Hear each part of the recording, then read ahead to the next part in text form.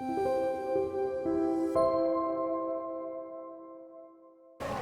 I'm Zinnia, and I currently work in IBM.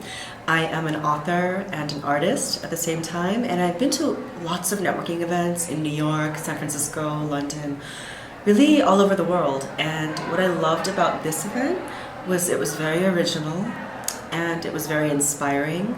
And the reason that I feel that it was, both of these things is because the kinds of women that Christine curated had been through so much in life.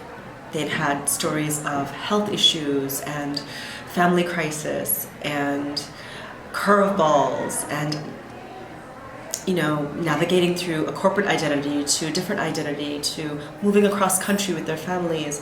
And their stories were so inspirational because they were humble and authentic, and they talked about the true emotional journey that they had to navigate to get to the other side. And you don't hear about that in the typical networking event.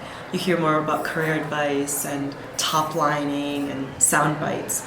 But there was a realness and an authenticity to these women's stories.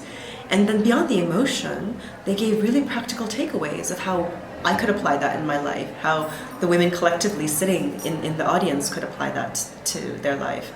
And so beyond even that, the emotional, the connection, the intimacy, and the practical takeaway, and the professional development, there was this feeling of sacredness. I often imagine our ancestors when in a time of darkness, they sat around a fire, and they shared stories to keep them warm, to remember the light.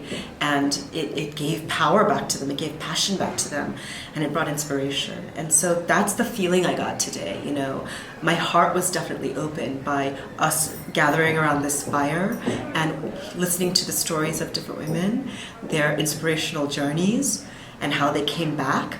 And I feel that that's really necessary. It's like we can go to these corporate events and talk about career and climbing the career ladder and money and raising money, but at the end of the day, we're also living life.